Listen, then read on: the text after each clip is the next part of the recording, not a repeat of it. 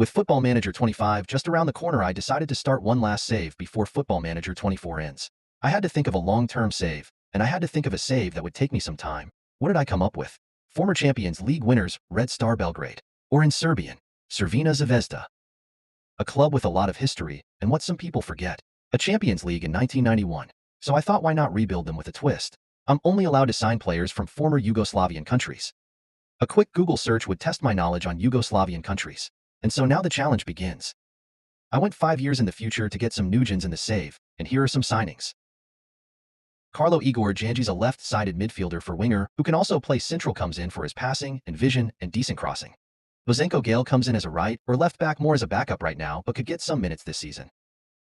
Andrijano Masalak comes in as our second-choice striker, and could be first choice next season, however, is inconsistent and injury-prone. Aleksandar Pavlovic come in as our starting right winger, who looks to be a very good player. Goran Markovic comes in as a rotation center-back, and for 1.2 million, it is a great signing. Robert Pusic comes in as another center-back for another 1.2 million from Bosnia, and he looks another great signing for the price. Everyone else who came in was done by the manager before me. All of these players left as players that were not of nation, and everyone else who is not of nation will be gone in the next season. Season 1 has just ended, and here is what happened. We would go to Omonia for a Europa League game where we would go up 3-0, basically confirming a win. However, they would score late, but it would just be a consolation. We would then play Partizan for the first time this season, where they were showing to be a title challenger as usual, and we needed a win. We would go up 2-0, and we held the lead for the game and won. After a successful Europa League phase, we would see ourselves playing Lyon in the round of 16, which is not an easy game.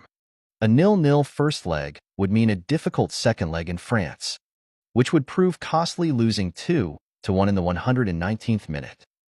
The good thing out of this is we could fully focus on the league and cup, where we went on a 21-game unbeaten run in the league.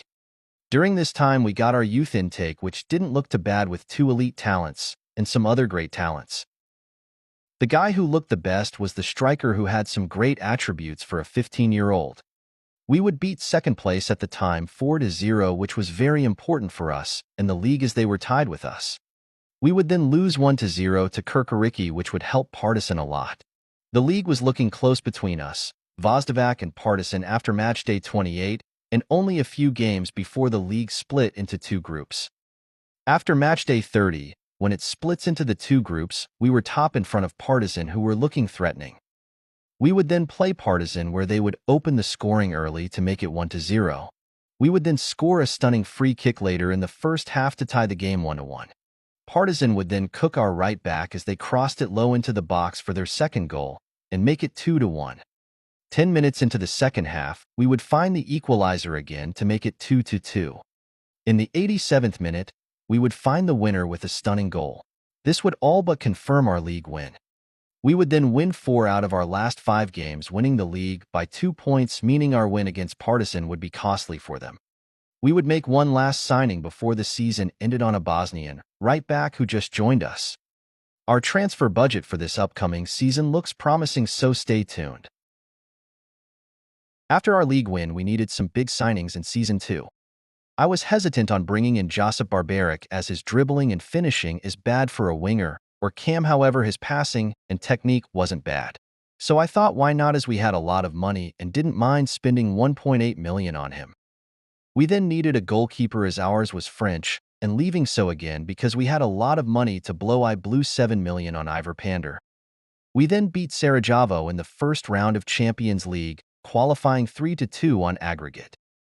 We then beat Ratkov in the next round 5-1 on aggregate. We start with a game against Kakarakai, which we would go down 1-0 early on.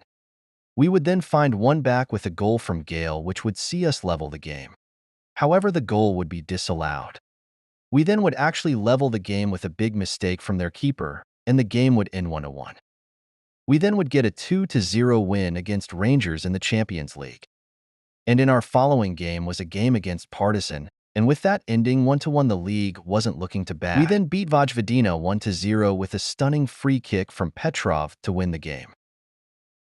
We would then lose our first game after being unbeaten for 27 games.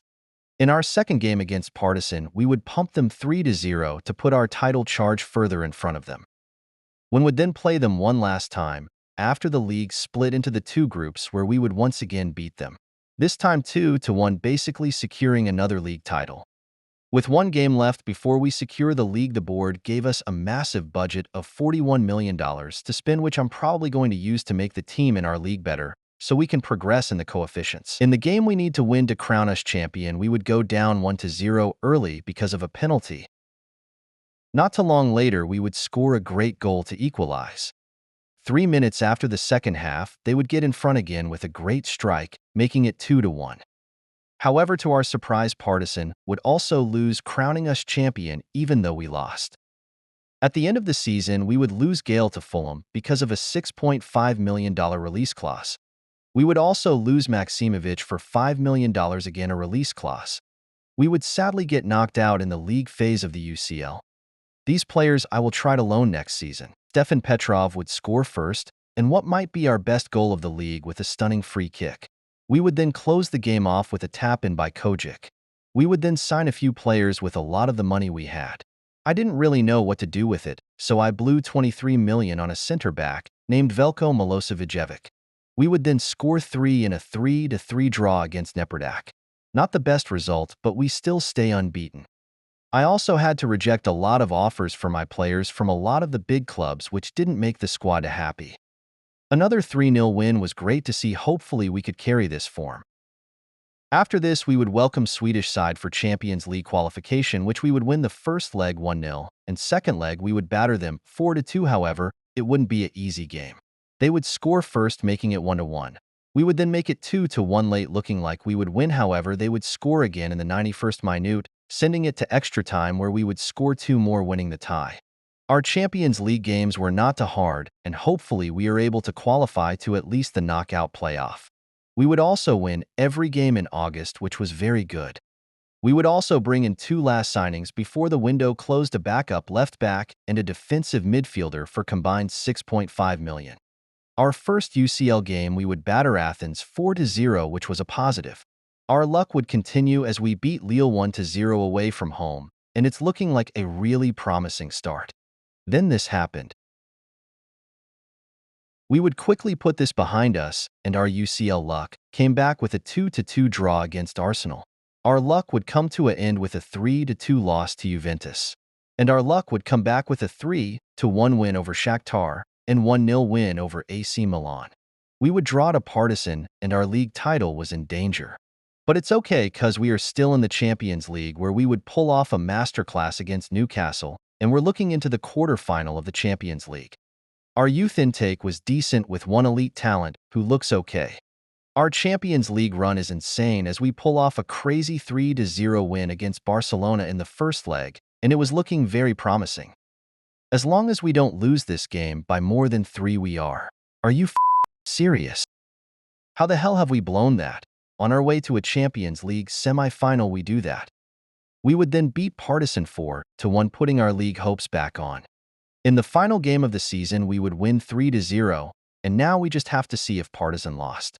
It wouldn't be enough losing the league by 1 point.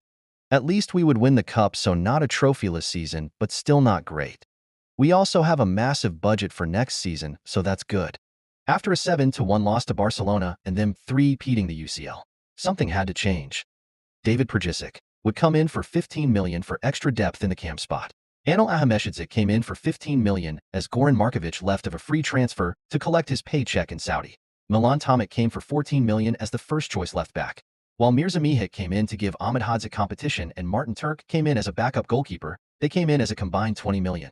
We would then take our talents to Sweden, where we played Malmo, where we won 11-1 on aggregate, including a 7-0 win in the first leg. Next round would be Wolfsburg, where again, a big first leg win would help us as we won 7-3 on aggregate. In the last qualifying round, we would play Porto, where this time we would lose the first leg, but a 5-1 win in the second would mean we would play Champions League football, where our fixtures are not too difficult either. Then Bayern bid $134 million for our best striker, where I had to reject as there is not any other good players in the market, never mind strikers. In the Champions League, we would lose an even game to AC Milan. However, we would bounce back with a win to Rapid.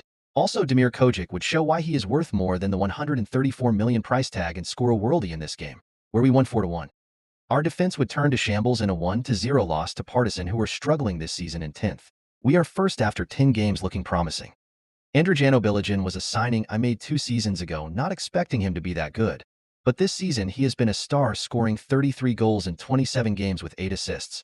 He would continue his great run of form against Rennes in a 3-1 win.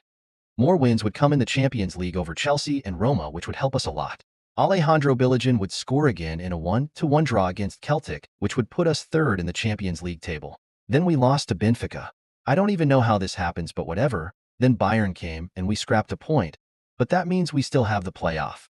We would be heading to Rome, which is not too bad considering we beat them in the league phase. We are top of the table in the beginning of February comfortably, so we can start trying to do better in the UCL.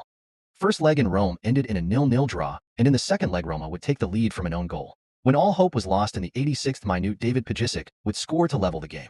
And with no goals in extra time, this game was going to penalties. When Crvena Zvezda won the UCL in 1991, they won it on penalties, so penalties were like second nature to us. Well, until Masalak missed. Kristani would then score his, putting us in the mud. Kojic scored his. It wouldn't matter if Granelli scored his. He didn't. Milosevic scored his, and then for Roma, Alessandro Bianco stepped up and he was denied. Ahmed Hadzik stepped up and he dispatched his pin. A very close game, but we won, and that's what mattered. In the quarterfinal, we played Tottenham, where in the first leg yet again we get a 0-0 draw. In the second leg, Damir Kojic would open the scoring just after halftime with a great turn and finish. It would take Tottenham till the 70-minute mark, where the sent Rooney Bargi through, where he made no mistake. 3 minutes later, Pape Matar rifled a volley in, and now we were in trouble. That was until Juan Balbuena, a really good Paraguayan center-back, scored an own goal. This took us to extra time, where Damir Kojic again scored a great chip over the keeper, thinking he's Messi. We then got a penalty where David Pajicic scored, and now there was no looking back. Then for the icing on the cake, Nikola Veljovic scored to make it 5-2. This would draw us Juventus in the quarterfinal. Back to the league, where we were champions with 8 games remaining. Back to the Champions League, where we win 1-0 in the first leg. In the second leg, Damir Kojic opened the scoring when his partner in crime, Andrijano Bilijan, sent him in on goal. Bilijan then got one of his own, making it 2-0 from the spot.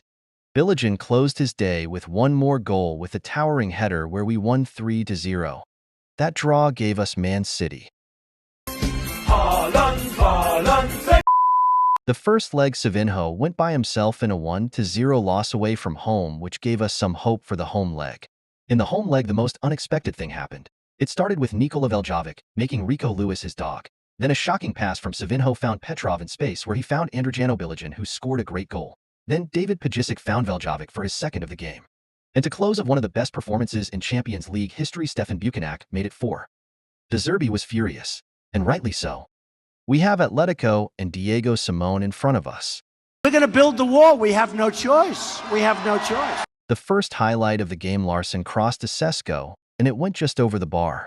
Petrov would send a free kick just over the bar on the brink of halftime. And that was the first half. After a good team talk, I was confident going into the second half. I then was forced to make subs, as a lot of my players were very tired. Not too long after these changes, the substitute Ahmetovic was in on goal, and he made no mistake. However, this would not last long, as soon after they would score a header. Then, 3 minutes after their goal, Milokak would find Bilijan to make it 2-1 in the Champions League final. I made one last sub, as I brought on Barbaric as a center mid. And it wouldn't take him long to get on the scoreboard, and it's 3-1. Red Star Belgrade will be champions of Europe. After 41 years, Red Star Belgrade champions of Europe once again.